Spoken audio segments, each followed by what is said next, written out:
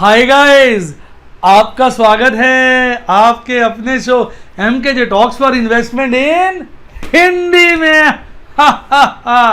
कैसे हैं आप बेटा? आज कार्यक्रम की शुरुआत करने से पहले मैं आपको बता दूं कि मैं आज MKJ स्टूडेंट टॉक्स में इस सितंबर एक्सपायरी की जो मेरी नेट पोजीशन बनी, नेट प्रॉफिट एंड लॉस बना, उसकी डिटेल में पे थोड़ी सी चर्चा स्टूडेंट्स के साथ अंत में करूँगा। तो आइए अब अपना कार्यक्रम स्टार्ट करते हैं। और आज मैं लेके आया हूँ आपके लिए MKJ स्टॉक टॉक्स। भाई बहुत सारे मेरे फॉलोअर्स मुझसे कहते हैं सर आप हमें भी यहाँ कोई ना कोई स्टॉक बताते रहा करिए, अच्छा लगता है। तो मैंने कहा भाई चलिए, एक स्टॉक जिसमें मैंने काफ़ी इन्वेस्टमेंट की है और जिस लेवल से मैं उसमें इन्वेस्टमेंट कर रहा हूँ अब तो उससे वो काफ़ी नीचे आ चुका है। स्टॉक बेहतरीन है, अच्छा है, बढ़िया। ये सामने आपके स्टॉक आ गया है, आप देखिए। स्टॉक का नाम है हिंदुस्तान एरोनॉटिक्स लिमिटेड। प्यार से इसे हम HAL कहते हैं। भाई स्टॉक बहुत अच्छा है। अगर आप देखेंगे इसका मैक्सिमम पीरियड का मैंने चार्ट दिया है, ये रीसेंट लिस्टिंग है 2-1 साल पुरानी।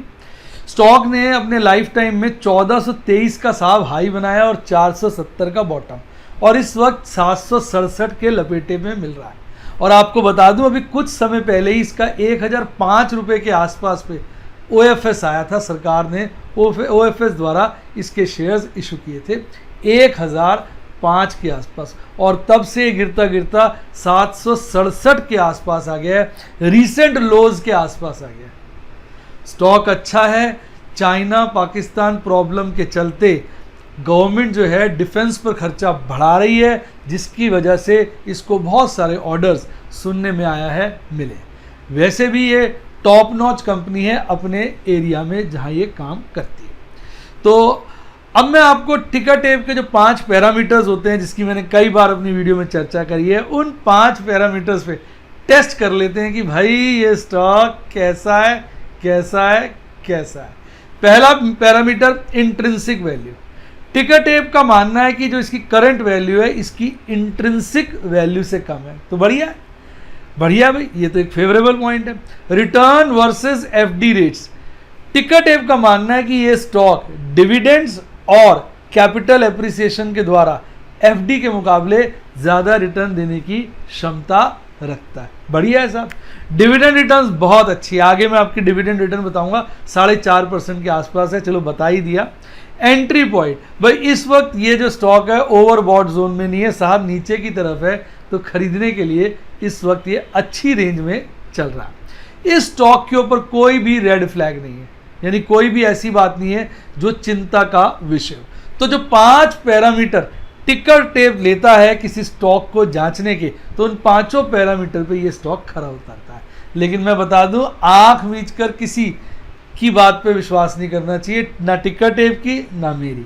संसार में किसी की बात पे विश्वास ना करो, सबकी सुनो करो मन की। कहते सुनो सबकी करो मन की। आप अपनी रिसर्च करिए, चेक करिए, आपकी रिसर्च पर, आपकी स्टडी के ऊपर अगर स्टॉक खरा उतरे तभी उसमें काम करिए। ये मेरी आपको एक स्ट्रॉन्ग रिकमेंडेशन है कि भाई इस बात का जरूर ध्यान रखें। आइए अब इसके की मैट्रिसेस की बात कर लेते हैं साहब। की मैट्रिसेस देखिए कमाल के हैं। PE रेशियो जो है 9.07 है, जबकि सेक्टर का PE रेशियो 25 है, यानी इसमें कैपिटल एप्रिसिएशन की खासी गुंजाइश है। Price to book value ratio इस स्टॉक का 1.97 है, जबकि इस सेक्टर का 2.63 है। तो दोनों पैरामीटर्स, प्राइस अर्निंग और price to book value ratio के बेसिस पर ये स्टॉक अंडर वैल्यूड है। अब डिविडेंड मैंने कहा था ना 4.5% के आसपास है, लगभग 4.27% है। और एक अच्छी खास बात कि इसमें कोई डेट नहीं है, देखिए मैंने दिखाया हुआ है टोटल लॉन्ग टर्म डेट।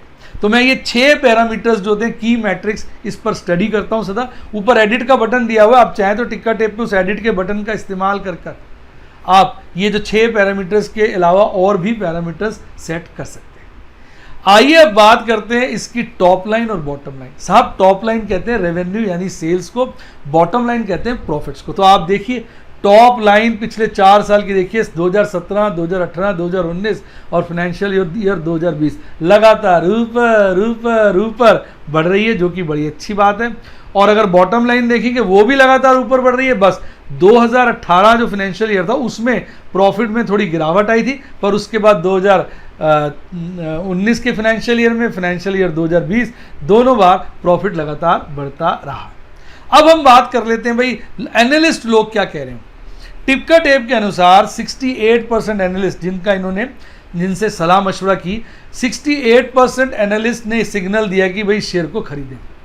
और जो एनालिसिस सामने निकल के आ रहा है वो ये आ रहा है कि जो प्राइस है इसका ऑन एन एवरेज 12% बढ़ सकता है, अर्निंग्स 30-31% गिर सकती हैं, रेवेन्यू 10-10.5% गिर सकता है, जो करंट कोविड के चलते हालात बने उनको देखते हुए। अब टिकर टेप पे एक वो प्राइस का प्रोजेक्शन करने की कोशिश करते हैं, 100% विश्वास नहीं रखना, एक टेंटेटिव आइडिया लग जाता है कि ये प्राइस गिरकर लोएस्ट कहाँ जा सकता है, मिडल कहाँ रहेगा और हाईएस्ट कहाँ जा सकता है। टिकर टेप के अनुसार इसका जो लोएस्ट लेवल है 781 रुपये का, जबकि अभी तो स्टॉक उससे नीचे ही ट्रेड हो रहा है, तो यानी लोअर लेवल को काट दिया, तो यानी लोअर साइड रिस्क अब खासा कम हो गया, ऑलमोस्ट एलिमिनेटेड हो गया। मीडियन प्राइस जो है वो 872 निकल के आ रहा है और हाई प्राइस 963 रुपये निकल के आ रहा है। इन बातों को अगर हम कंसीडर करें तो ऐसा लगता है ये शेयर इस वक्त अपने लोअर लेवल्स पे अवेलेबल है, इसलिए मेरी आंखें, मेरा गाना याद है ना, gone are bulls gone are bear, eagle is the winner let's be clear. तो ईगल वाली जो मेरी निगाहें हैं वो इसके ऊपर लगी हुई हैं। मैं थोड़ा थोड़ा करके, शुरू मैंने ज़्यादा शेयर ले लिए थे, एक बार एक दिन बाई चांस गलती से ले ली, मैं पहले 50 ले रहा था, गलती से 100 ले गया थोड़े हायर रेट पे। उसके बाद लगातार मैं इसमें सावधान हो गया, 25-25 कर मैं इसको एक्यूमुलेट करता जा रहा हूँ और मैं लगा हुआ हूँ स्विंग ट्रेडिंग के पॉइंट ऑफ व्यू से। और जब ये शेयर बीच में कहीं ना कहीं में अच्छा मौका देगा और हम स्विंग कर अच्छा मुनाफा काट कर निकल जाएंगे। तो मुझे ये शेयर पर्सनली अपने लिए अच्छा ही लगा। आपके लिए कोई रिकमेंडेशन नहीं, आपके लिए सिर्फ जानकारी है, आप उसको स्टडी करें। अब शेयर होल्डिंग पैटर्न की बात करें, भाई लगभग 90% माल तो सरकार के पास ही है। बाकी OFS आया तो उसके बाद मेरा मानना है कि ये जो टोटल प्रमोटर होल्डिंग है थोड़ी कम हुई हुई। म्यूचुअल फंड के पास ना के बराबर होल्डिंग है, 0.5%। DIs के पास मैक्सिमम माल है 8.5% से ऊपर का। FIs की भी होल्डिंग बहुत कम है 0.01%। और अदर पार्टीज, आप और मैं, उनके पास भी मात्र 1.33% शेयर है। यानी ये अभी शेयर बाजार में बहुत ज़्यादा तरीके से बिखरा नहीं हुआ है, सारी की सारी होल्डिंग सरकार के पास ही लगी हुई है। आइए अब जरा से हम इसके कुछ और वाइटल स्टैटिस्टिक्स की बात कर लेते हैं। ये एक लार्ज कैप कंपनी कहेंगे, 25,000 करोड़ से ऊपर इसका मार्केट कैपिटलाइजेशन है। रिसेंटली इसका वॉल्यूम खासा कम है, केवल 7,20,000 का, उसमें डिलीवरेबल्स जो है 20% के हैं। यानी डिलीवरेबल्स मैं नहीं कहूँगा बहुत हाई है, डिलीवरेबल्स कम है। तो इससे आपको एक फ़ायदा ये है कि इसमें इंट्राडे चल रहा है, ऊपर नीचे मारेगा। तो अगर आप ईगल वाली निगाहें गाड़ के रखेंगे, एक बार फिर बोल दे, gone are bulls gone are bear, eagle is the winner let's be clear. तो भैया ईगल वाली निगाहें अगर आप इस पे गाड़ के रखेंगे तो आपको कहीं ना कहीं ये अच्छे रेट पर मिलने का मौका देता रहेगा। तो ये था आज का स्पेशल कार्यक्रम, यानी मेरी स्पेशल पेशकश आपके लिए। कैसी लगी कमेंट में बताइए और लगा दीजिए, ठोक दीजिए अंगूठा लाइक पर, ताकि मैं आपके लिए इस तरह के बेहतरीन स्टॉक्स ढूंढ के लाता रहूं, जिसको आप विचार करें, आपको ठीक लगे तो आप उसमें इन्वेस्टमेंट करें, ना ठीक लगे तो भूल जाएं। मेरा गाना याद रखिएगा, मेरी बात के माने दो, मेरी बात के माने दो, जो अच्छा लगे उसे अपना लो, जो बुरा लगे उसे जाने दो। तो भैया अगर स्टॉक बुरा लगे तो जाने दो, अच्छा लगे तो एनालाइज कर लो। तो ये था मेरी तरफ से आज का स्पेशल कार्यक्रम। आइए अब बात करते हैं बाजार आज और कल। जैसा कि आपको पता है कल एक्सपायरी थी, एक्सपायरी के चलते हाहाकार, खुल के हाहाकार, भाई साहब तूफान, सुनामी, कुछ भी कह लीजिए, आया हुआ था। और आज वो सब थम गया। आज बाजार ने रिवर्स कर दिया सारे कल के गिरावट को। आइए बात करते हैं आपके प्यारे निफ्टी बैंक की। तो साहब निफ्टी बैंक का आज का चार्ट कल से बिल्कुल रिवर्स है, ऊपर ही ऊपर, ऊपर ही ऊपर, ऊपर ही ऊपर। और आज आपका निफ्टी बैंक 2.5% से ज़्यादा, 2.5% से ज़्यादा बढ़कर बंद हुआ है। भाई सुबह बाजार खुला 20,740 पर, जबकि पिछले दिन बाजार बंद हुआ था 20,456 पर, यानी गैप अप ओपनिंग हुई। उसके बाद बाजार ने शुरुआत में ही एक लो बनाया 20,430 का, तब ललियाली में आ गया था बाजार, कल की क्लोजिंग से नीचे चला गया, तो ऐसा लगा कि बाजार गया। लेकिन साहब बस वो लो ही लो था, उसके बाद जो चढ़ना शुरू हुआ, नेवर लुकिंग बैक, फिर तो ऊपर ही ऊपर, ऊपर ही ऊपर, और एक 21,064 का पीक बनाया, 21,064 का पीक मायने रखता है, और उसके बाद हल्का से गिरकर 20,982 यानी 21,000 से नीचे बाजार बंद हो गया। अब बात करें इसके कंपोनेंट की तो कोई शब्द नहीं है साहब मेरे पास, सारे के सारे हरियाली हैं, और सबसे टॉप IDFC फर्स्ट बैंक। कल IDFC की मैंने पुट बेच रखी थी, इसको मैंने स्क्वायर ऑफ कर लिया था नो लॉस नो प्रॉफिट पे।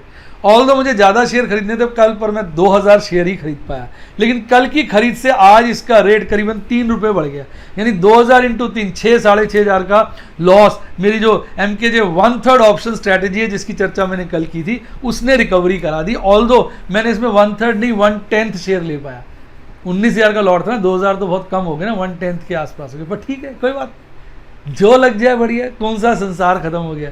तो उसके बावजूद भी 6 साढ़े 6,000 का फायदा हो गया, और मैंने कौन सा बेच दिया। अगर यहाँ से वो 3-4 रुपये और चढ़ गया तो 8-10-12,000 का मुनाफा करा के जाएगा, पक्की बात है। और उसके बाद इंडसइंड बैंक, इसको भी मैंने MKJ 1/3 स्ट्रैटेजी के अनुसार, ऑल्दो मेरी एट द मनी थी, फिर भी मैंने उसको स्क्वायर ऑफ करके बाजार से 300 शेयर ले लिए थे, और आज मैंने उसमें से 100 शेयर बेचे 520 के अंदाजे में, और मैंने 591 के खरीदे थे, 3-3,500 का मुनाफा मैंने कमा लिया। तो ये MKJ 1/3 स्ट्रैटेजी भी अगर आपने वीडियो ना देखी हो, 1/3 MKJ 1/3 ऑप्शन रूल कह लीजिए, ऑप्शन स्ट्रैटेजी कह लिए, वीडियो ना देखिए तो कल की वीडियो जरूर देखें, उसमें इसका भयंकर मैंने खुलासा किया था। उसके अलावा बात क्या करें, सारे ही शेयर तेज थे, हरियाली में थे, अच्छा लगा। आइए अब इसके टेक्निकल चार्ट की बात कर लेते हैं। भाई टेक्निकल चार्ट आज रिवर्सल हो गया, कल की कैंडल से बिल्कुल उलट कैंडल बनी, वो भी हरी, नीचे की भी लंबी है, ऊपर की छोटी है, यानी बुल्स बेयर्स पर भारी रहे। बेयर्स नीचे तक ले गए बाजार को, बुल्स ने टिकने दिया, साले चल कह के उसको खींच के ऊपर ले गए, यानी कैंडल अपने आप में स्ट्रांग है। बोलिंजर बैंड अभी भी लोअर टच हो रहा है, EMA 50 और 200 डेज से नीचे कैंडल है। इन सभी बातों पे बाजार में वीकनेस है, पर कैंडल उस वीकनेस को फाइट करने की कोशिश कर रही है और तोड़ के आगे बढ़ने की कोशिश कर रही है। बात करें MACD पे, तो MACD पे भी देखिए बिरिशनेस घटी है। आज बेयरिश क्रॉसओवर का गैप कम हुआ है और हरी कैंडल, हरा हिस्टोग्राम बना है, आप ध्यान से देखिए। और RSI में तो खासी इंप्रूवमेंट है, कल तो ये चला गया था साहब ओवर सोल्ड जोन में 30 से नीचे, और आज तो 36.43 हो गया। तो कल जिसने इसमें चौके छक्के लगाए उसकी मौज मौज मौज मौज हो गई। आइए अब बात करते हैं किसकी, देश की आन बान और शान, निफ्टी 50 की। और सच में आज तो आन बान शान ही बना हुआ था साहब, 2.25% से ज्यादा की तेजी के साथ बंद हुआ आपका निफ्टी 50। कल बाजार बंद हुआ था 10,805 पर, आज हल्की सी गैप अप ओपनिंग 10,910, हल्की नहीं कहना चाहिए, 100 पॉइंट से ज्यादा की ओपनिंग थी, गैप अप 10,910 पे खुला, तो लोगों के चेहरे खिल गए, पर खिलते ही गिरा और 10,854 का बॉटम बनाया, बट नेवर लुकिंग बैक। उसके बाद जो चढ़ना शुरू हुआ, चढ़ता रहा, और आखिरी के क्षणों में 11,072 यानी 11,000 का लेवल क्रॉस करके 11,072 का पीक बनाया, और हल्का से गिरकर 11,050 पे बंद हुआ। मायने रखता है 11,000 से ऊपर चला गया। 11,000 एक बहुत बड़ा साइकोलॉजिकल बैरियर था, उसको तोड़ दिया, उसके ऊपर जाने का मतलब बाजार तेजी में आ गया, ऐसा बहुत सारे एनालिस्ट का मानना है। तो अब बात करते हैं टॉप 5 बॉटम 5 शेयरों की। मैंने सोचा 3% से ऊपर वाले शेयर देखे, तेजी वाले तो ढेर शेयर थे, तो मैं पूरी लिस्ट नहीं ला पाया, तो मैं उन शेयरों की लिस्ट ले आया जिनमें तेजी जो थी 4% से ज्यादा की थी।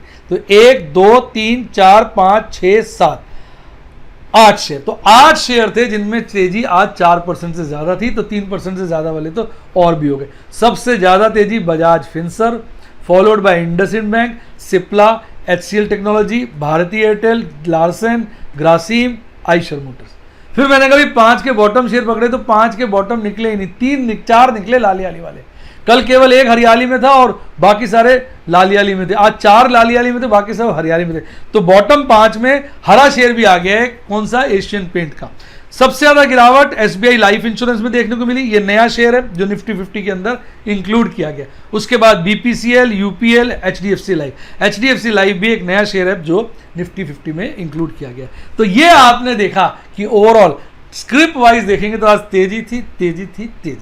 अब बात करते हैं इसके टेक्निकल चार्ट की। तो भाई इसका टेक्निकल चार्ट बहुत अच्छा बना है। कल की कैंडल अगर आप देखें, कल की कैंडल नहीं थी साहब, कैंडला थी, आज की कैंडल है और उससे ऊपर बनी है। आज की कैंडल आप ढंग से देखिए ऊपर बनी है और आधी से ज़्यादा वो लोअर बोलिंजर बैंड के ऊपर बनी है, आधी लोअर बोलिंजर बैंड के नीचे बनी है।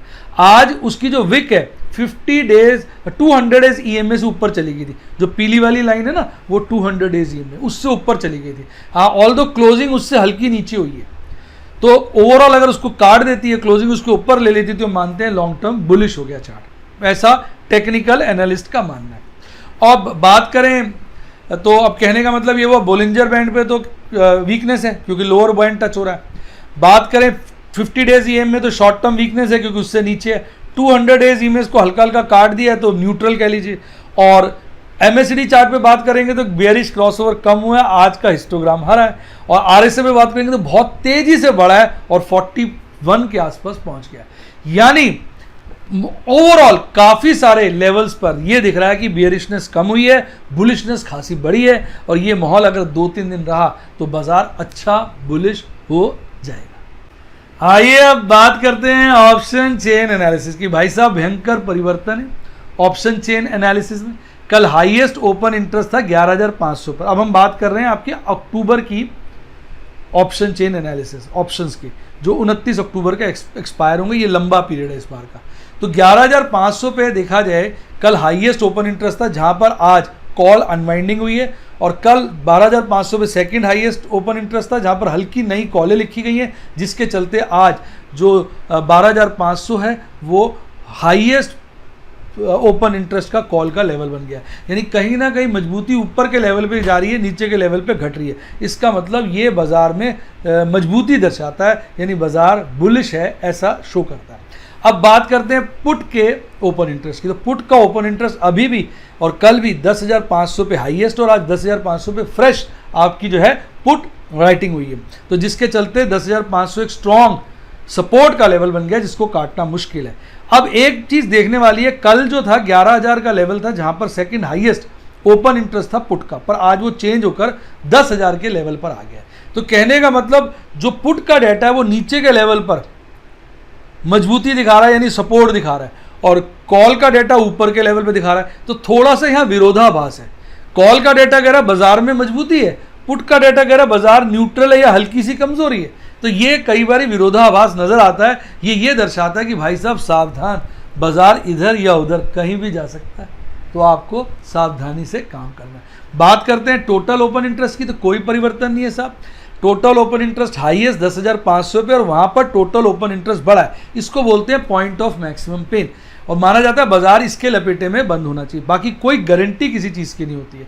और 11,000 के लेवल पे पुट का तो टोटल ओपन इंटरेस्ट जो है घटा है, यानी कहीं ना कहीं बाजार नीचे के लेवल पे मजबूत हो रहा है। तो इसका कहने का मतलब ये है कि ओवरऑल बाजार जरूर स्ट्रगल कर रहा है, ऊपर जाने के लिए तड़फ रहा है, लेकिन ऐसा कोई गारंटी नहीं है बाजार ऊपर जाएगा। हो सकता है बाजार नीचे गिर जाए, ऐसा कुछ चार्ट कह रहा है। चार्ट दोनों तरफ के आइडियाज देता है, जिसको हमने फॉलो करना होता है। उसी टेबल का इंटरप्रिटेशन एक सेट ऑफ टेक्निकल एनालिस्ट अलग तरीके से करते हैं, दूसरे सेट ऑफ टेक्निकल एनालिस्ट अलग से करते हैं, क्योंकि टेक्निकल एनालिसिस अपने आप में साहब एक आर्ट है। आइए अब बात करते हैं आपके प्यारे राज दुलारे FIs की। भाई FIs की बात करें तो FIs तो साहब देश छोड़ के भाग रहे हैं, ऐसा प्रतीत हो रहा है। कल 1885 करोड़ की बिकवाली की थी और आज 2080 करोड़ की बिकवाली की है। यानी कल की 1885 करोड़ की नेट सेल्स के मुकाबले आज और ज़्यादा 2080 करोड़ की नेट सेल्स की है, जो साफ दर्शा रही है कि ऐसा लग रहा है FIs तो देश छोड़ के भाग रहे हैं। इसके विपरीत DIs को देखेंगे तो बाजार को संभाला है। कल उन्होंने एक छोटी खरीदारी की थी 188 करोड़ की, और आज तो हद कर दी साहब, 2070 करोड़ की नेट खरीदारी करी और सारा का सारा माहौल बदल दिया। अगर आप टोटल देखें पोजीशन ट्रांजैक्शंस की कैश सेगमेंट के अंदर, तो कल भारी बिकवाली थी 1697 करोड़ की, और आज तो नाम मात्र बिकवाली थी जस्ट 9 करोड़ की मुश्किल से बिकवाली थी। तो यानी ऐसा लग रहा है मौसम बदल रहा है, माहौल बदल रहा है, नेट में बिकवाली कम हो गई है बहुत ज़्यादा। और अगर ये ट्रेंड आने वाले दिनों में बरकरार रहा तो बाजार तेज हो सकता है। आइए अब बात करते हैं एमकेजे स्टूडेंट टॉक्स की। भाई इतना हाहाकार कल मचा और आपके लिए मैंने कल एक नई स्ट्रैटेजी डेवलप करी, एमकेजे 1/3 स्ट्रैटेजी, 1/3 ऑप्शन रूल डेवलप किया, उसमें काफ़ी फायदा हुआ, जिसके चलते मैंने कल जो है अपनी पुटों को स्क्वायर ऑफ किया, अदरवाइज बहुत भारी डिलीवरी लेनी पड़ती। लगभग 1/3 शेयर्स की मैंने डिलीवरी ली, जिसके चलते इस सेशन में इतना लॉस बुक करने के बाद भी मैंने आपके साथ सारा का सारा सभी मेंबर्स के साथ इस बार का प्रॉफिट एंड लॉस शेयर कर दिया था। लॉस मुश्किल से 43,000 रुपये निकल के आया। प्रैक्टिकली बताऊँ इससे भी कम लॉस है, क्योंकि जो मैंने शेयर्स बेचे हैं ना, वो मैंने बेचे हैं जो अकाउंट्स में निकल के आए वो फीफो के हिसाब से निकल के आए, जबकि मैंने तो लोएस्ट इन फर्स्ट सेल करते हैं हम लोग, तो मेरा प्रॉफिट ज़्यादा आना चाहिए, लॉस कम आना चाहिए। पर कोई बात नहीं, मैंने कहा जो दिख रहा है वही दिखा देते हैं। तो लगभग 43,000 के आसपास लॉस है, जो मैंने आपको वीडियो द्वारा सारा एक एक डिटेल आपको स्क्रीनशॉट शेयर कर दिए थे। तो आपने देखा मैंने अपनी तरफ से पूरी ट्रांसपेरेंसी रखी, इस महीने नुकसान हुआ तो बता दिया। लेकिन साहब वो पूरा का पूरा जो 43,000 का लॉस है आज रिकवर हो चुका है, आज रिकवर हो चुका। जो 1/3 शेयर्स मैंने कल खरीदे थे वो सब तेज हो गए, तो सारा का सारा लॉस रिकवर हो चुका है। भारती के 2000 शेयर खरीदे थे, उसका रेट करीबन बढ़ गया 15-20 रुपए के आसपास। तो अगर 20 रुपये बढ़ा हो तो 2000 पे 40,000 का फायदा हो गया। 15 रुपये और 30 से 40,000 एग्जैक्ट मैं भूल गया हूँ, बीच में तो 20 रुपये बढ़ा हुआ था, बाद में मुझे ध्यान नहीं। अगर 20 रुपये बढ़ा है तो 40,000 का फायदा उसमें हो गया। इंडस इंड के मैंने 100 शेयर स्क्वायर ऑफ कर दिए, 3,000 रुपये फायदा उसमें हो गया। इसके अलावा LNT का 30-40 रुपये शेयर बढ़ा हुआ था वो भी। तो वो सारे जो मैंने कल 1/3 खरीदे थे उनको अगर आज मैं सेल कर देता सारे के सारे, तो ये जो लॉस था ये प्रॉफिट में कन्वर्ट हो जाता। यानी मॉरल ऑफ द स्टोरी ये रही कि इतनी भयंकर गिरावट के बाद भी हम लोग लॉस में नहीं है, अगर है भी तो ना के बराबर, ऐसा लॉस जो अगले दिन ही कवर हो जाए। तो बेटा शेयर बाजार में लॉस नामुमकिन चीज़ नहीं है, बहुत ज़्यादा मुमकिन है। समझदारी ये नहीं कि हमने लॉस नहीं किया, समझदारी ये कि लॉस के वक्त हमने किस खूबसूरती से उसको मैनेज किया। अब अगर बाजार बढ़ता है तो जो कल वाला लॉस है मेरा कल परसों में खत्म हो जाएगा, मंडे ट्यूसडे को, और गिरता है तो मैं नीचे के रेटों पे माल खरीद सकता हूँ, क्योंकि 2/3 शेयर से ज़्यादा मैंने अभी खरीदे नहीं। तो आपको मेरी 1/3 MKJ 1/3 ऑप्शन रूल स्ट्रैटेजी कैसी लगी आप मुझे कमेंट बॉक्स में बताएं, और अच्छी लगी तो अंगूठा काटना नहीं है, ठोकना है, लाइक लगा दें। आज के ट्रेड्स मैंने ज़्यादा नहीं किया, आज मैं शांति से बैठा हुआ था। मैंने 3 लॉन्ग टर्म परचेजेस करी डायमंड मेंबर्स को इलस्ट्रेट करने के लिए कि कौन से अच्छे शेयर्स होते हैं, मैंने बताए। 2 स्विंग ट्रेड्स किए छोटे छोटे एमरल मेंबर्स के लिए, और एक मैंने जो कल ऑप्शन के अगेंस्ट 300 शेयर खरीदे इंडस इंड के, उसमें से 100 बेच दिए और उसमें लगभग 3,000 का मुझे आसपास मुनाफा हुआ। तो यानी जो मैंने लॉस किया था वो इसको आजकल में ही रिकवर कर रहा हूँ। तो ये था आपका सारा का सारा कहते हैं ना चिट्ठा जो मैंने आपके सामने खोल दिया।